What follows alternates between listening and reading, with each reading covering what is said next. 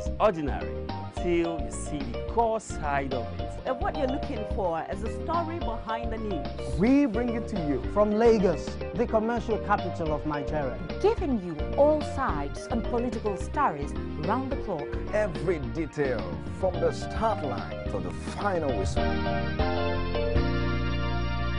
CoreTV News, expanding your view.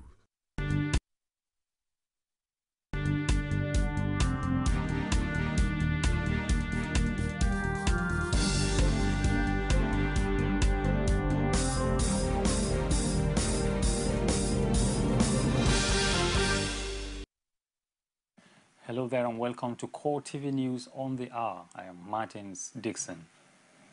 President Goodluck Jonathan has assured Pakistani education activist Malala Yousafzai that all abducted Chibok girls will be returned safe. She disclosed this to State House correspondents after her meeting with the president in Abuja.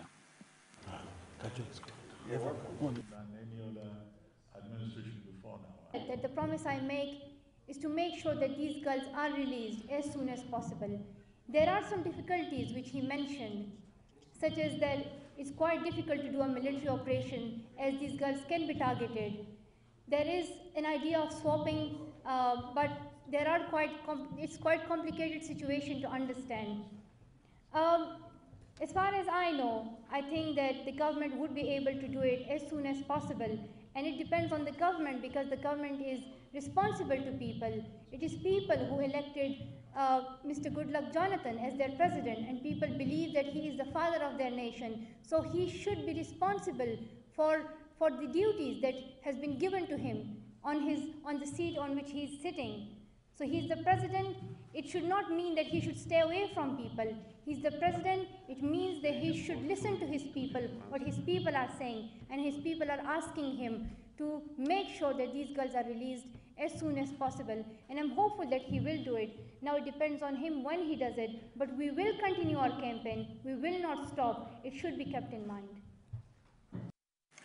The 16-year Pakistani rights activist has promised to use her visit to Nigeria to push for the safe return of the 219 schoolgirls abducted by insurgents exactly 90 days ago. She made the pledge during a private meeting with parents of some of the girls who were kidnapped by Boko Haram insurgents from Chibok, Borno State in April. Malala, whose 17th birthday she will celebrate in Nigeria, said her only wish this year is for the girls to return alive.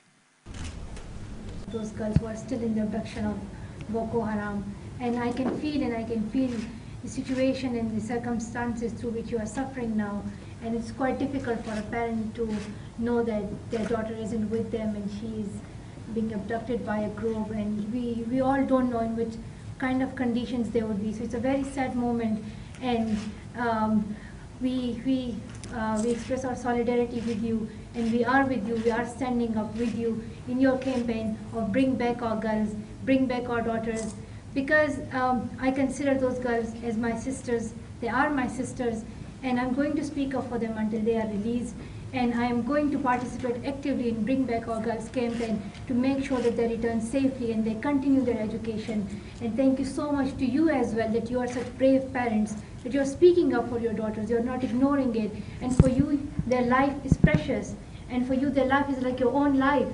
So thank you so much for your great work and for such courage that you have, for your really brave parents who have taken this step to speak up for their daughters and to speak up for their right of education. And I'm hopeful that the government would listen to your voice and they would listen to what you are saying. You just want your daughters back. You want your girls back.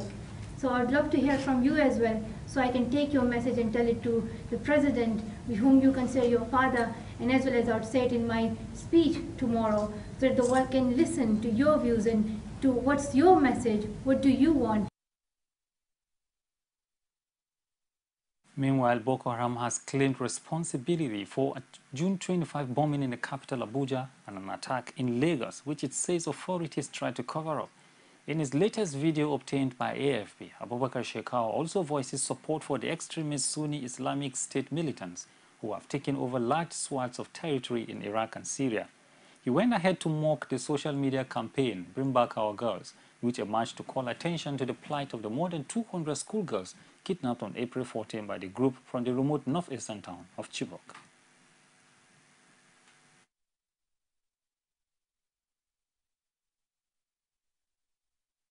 har ka je kana cewa bring back our girls.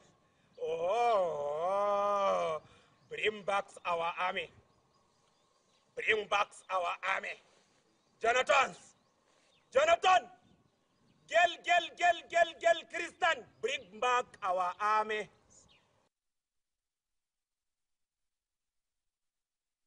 In spite of assurances from the military, a community leader in Chibok insists that a large chunk of Borno State is in the hands of insurgents.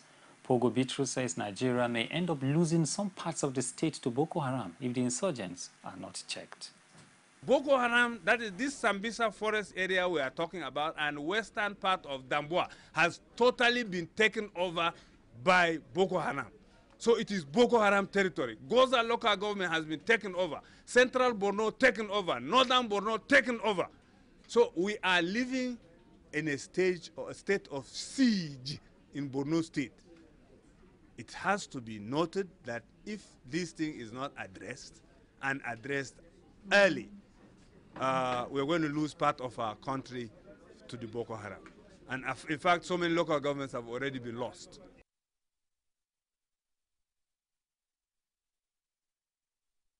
Nigeria's military authorities say there is no truth in recent reports of the escape of over 60 women from an insurgent camp in Borno State. Defense spokesman Chris Olukolade told CoreTV News in Abuja that there was no abduction in the first place. He also emphasized troops' readiness to check the excesses of insurgents in the northeastern region. Well, again, I will have advised that we also direct this at those who made the allegation in the first place. Cast your mind back to the fact that there was no time that we endorsed that report because we have no proof, we have no indication from the troops on ground, we didn't have any evidence of that incident. And there were people who spread the information online. Maybe those are the ones to answer this question. They're the ones who declared the missing. They should also tell you when they are found. The issue of securing a state that is under terrorist threat has always been a very hectic job. But in this instance, I'm assuming you are referring to Balmo Forest, and it could not have been possible to make the discoveries that we are finding there if it were not for good security. I think rather the security agencies should be commended for even noticing that such designs were in the making and for being able to take control of that place and clear it of every threat to the nation's security, rather than seeing it as an indication of lack of security. It's an opportunity for me to also reassure you and Nigerians that the security agencies are taking their responsibility very seriously, and every effort to combat terrorism with the best form of professionalism possible is in place. And it's a time to, advise those who would rather find fault with this exercise to try to understand what is going on than be hasty in criticisms and condemnation.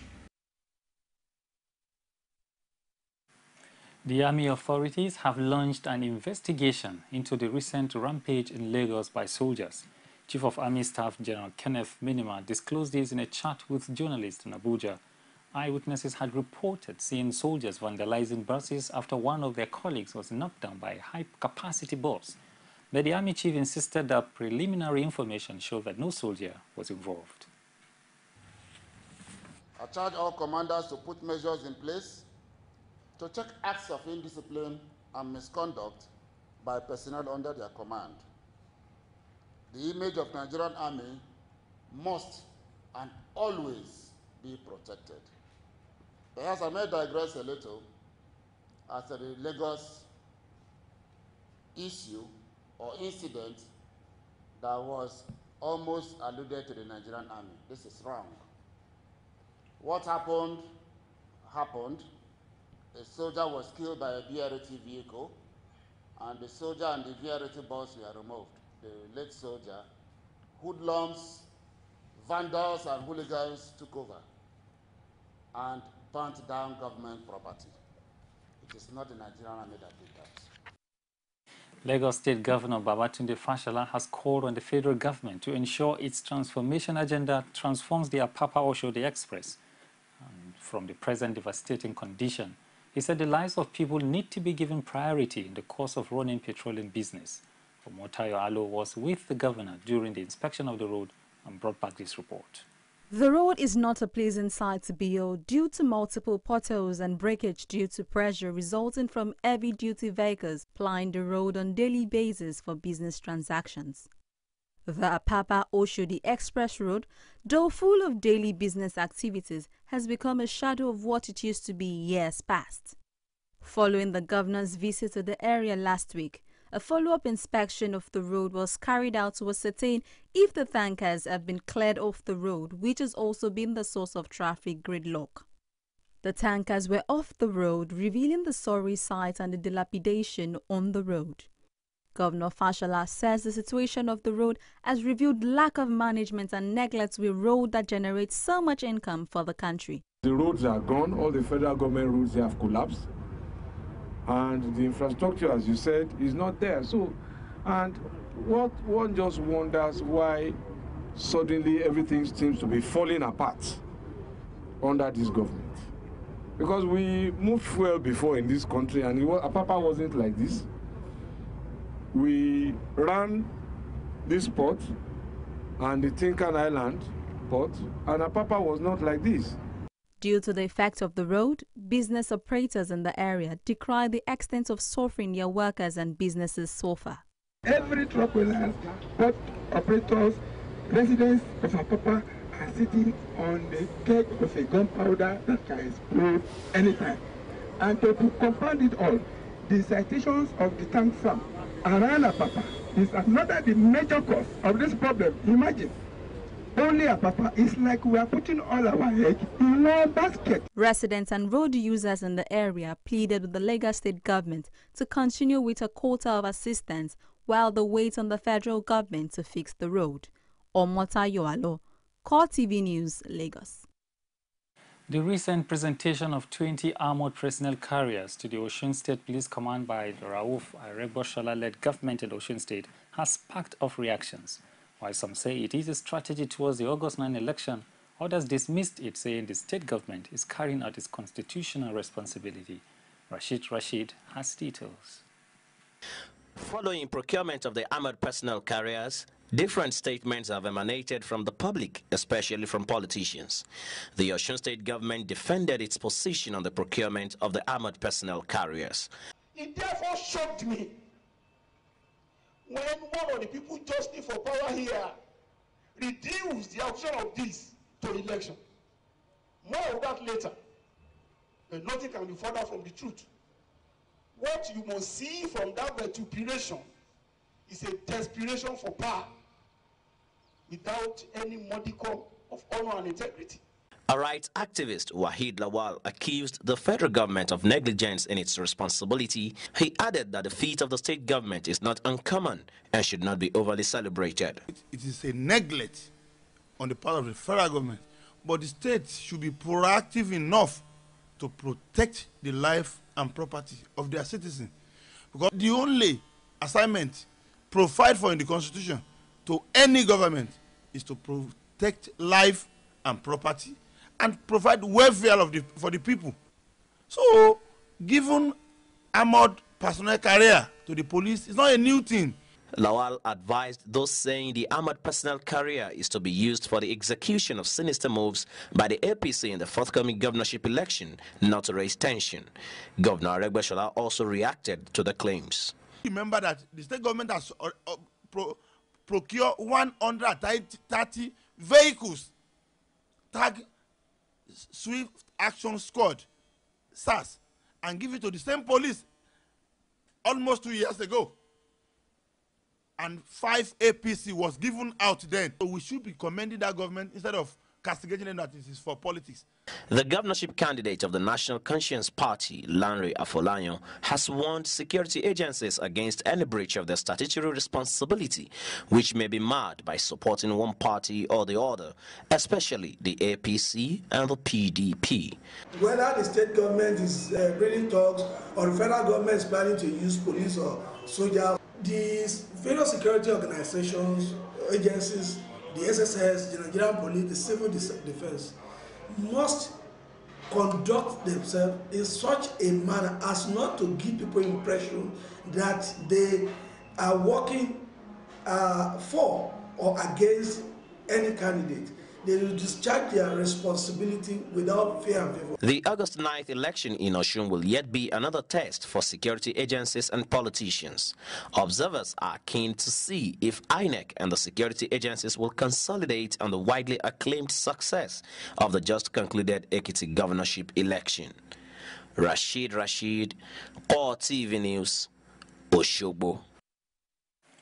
FCT Minister Bala Mohammed has approved the compulsory retirement of 18 officers found culpable of age falsification and certificate forgery. This is one of the high points of the outcome of the recent biometric exercise carried out by the FCT administration. The interim report of the Implementation Committee established and confirmed 18 cases of age falsifications or certificate forgery. The minister also directed that further clarifications and assessments be made on 11 officers with pending remarks, as well as 59 officers who have yet to respond to queries. He also instructed that the salaries of 156 officers who were cleared be restored with effect from the date their salaries were stopped. The chairman, Independent Petroleum Marketers Association of Nigeria, Calabar Chapter, Michael Odofia, has expressed concern over what he called prolonged scarcity of kerosene in Cross River. He said the situation resulted from non-supply of the product to Calabar Depot through the pipeline. Udofia added that Akwa Ibom, Ebonyi, and states in the northeast, which receive their petroleum products from the Calabar Depot, are also experiencing scarcity of kerosene. The Ipman boss said the product is being supplied to the depot through the waterways, and that the situation had caused untold hardships to residents of the area. He said the situation had pushed the price of kerosene up from the approved pump price of 50 naira per litre to 150 naira per litre. He urged the Nigerian National Petroleum Corporation to quickly resume supply of the product to the depot to end the scarcity. A media lecture organized to celebrate the 80th birthday of Nobel laureate Wole Soyinka focused on Wole Soyinka and the moral burden of literature. Ransom Acheme was there and filed this report. According to participants, Wole Soyinka has made Nigerians proud in the international sphere and also fought for better Nigeria. I would start with a sense of humanity. I think that, more so than anything else about his personality, overrides everything. And, there's nothing that the man has written that does not address how to better humankind. There's nothing. Ogun State Commissioner for Health, Olaokun Soyinka, who is also a son of the celebrant, said his father has been an activist who fought for the good cause of all Nigerians. In a way, it also makes people sit and reflect. You can't have a man spend 80 years, of which probably more than 60 have been spent. Dedicated to the Nigerian problem. One of his daughters, Morimi Soyinka Onijala, said Soyinka is a man of integrity. Professor Soyinka, my father, is a good man. Yes, he's an icon to the world, but to us, first and foremost, he's a father. To his siblings, he's a brother. Okay? And to the general public, I think most people see him, even before his literary works, they see him as somebody who fights for justice, who fights for the downtrodden. The event ended with a cutting of cake by the family members and the guest speakers.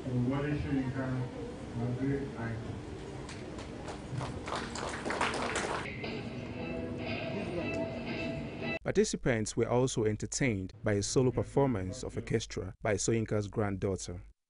Ramsen Acheme, CoreTV News, Lagos. As the Ramadan fast continues, the chief imam of the Nigerian Law School, Lagos, Muhammad Iskil Lawal, has called on Muslims involved in politics to play the game with the fear of Allah and the ethics of Islam. He made this known in a lecture titled Islam, Politics and Ethics in Nigeria at the annual Ramadan lecture of the Old School Association of the Amsaruddin College, Isolo. Bolu Adebisi's report is presented from our studio.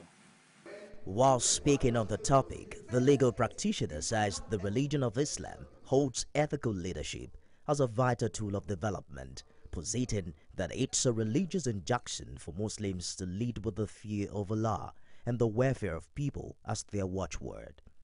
You see, the problem with Nigerian politics is that there is a perception which is ravaging this country, and that is politics is a dirty game. And you know, since Islam has ethics and moral standards that must be duly observed, and that Muslims are expected to serve Allah in anywhere they find themselves, even where the politics of Nigeria is not as clean as necessary. A Nigerian Muslim must ensure that the kind of politics he plays tallies with the ethics and morals of Islam, so that at least it will be an act of ibadah, that is an act of worship. National President of the Association, Umar Sanda, says the issue of insurgency in Nigeria is not something Islam, either in practice or ethics, encourages. It's not a religion where you enforce your doctrine on other people, right? So really, majority of Muslims condemn the insurgency going on in the northeast part of Nigeria. We don't even believe they are Muslims. Others who attended the lecture say Islam is a religion that encourages learning for everyone, including the girl child. They, however, called on Nigerians to come together to fight the threat of Boko Haram. You're watching Core TV News on the Hour live from Lagos. We'll take a short break and we'll be back to continue. Stay with us. CoreTV News now provide a platform for live coverage of political rallies and electioneering campaign from anywhere in Nigeria. Political news stories, political editorial reviews, political discussions, personality profile, People's Parliament from the National, State and Local Government Assembly. Contact us now on 0803-471-8550 or 0803-724-9733. 01453-3407. Our 24-hour news station. You can now watch CoreTV News live from anywhere in the world on our website www.coretvnews.com. Click on Live TV on our website and watch us live. And welcome to CoreTV Primetime Days. To follow us on Twitter, click on Twitter icon on our website. On Facebook, click on the Facebook and YouTube to see all our previous news production. You can also watch us live on YouTube. Click CoreTV, leave a space, then News. CoreTV News, our 24-hour news station. And now outside Nigeria, Israel toughened its campaign against Gaza, warning Palestinians in the north to flee after Marines mounted a ground attack.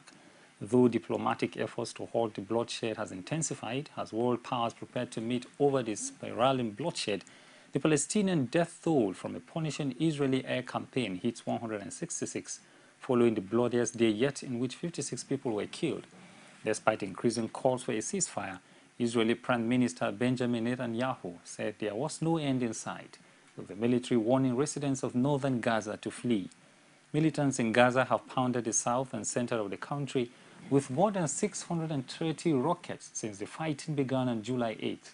In the biggest confrontation in and around the enclave since 2012, Israeli naval commandos raided the northern Gaza Strip on a mission to destroy long-range rockets, which have sent thousands fleeing for cover in cities as far away as Tel Aviv, Jerusalem, and Hadera in the north.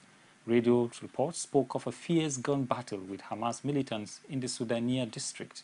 The army said it had warned residents of the north to immediately leave their homes ahead of a major assault which will focus on the town of Beit Lahir.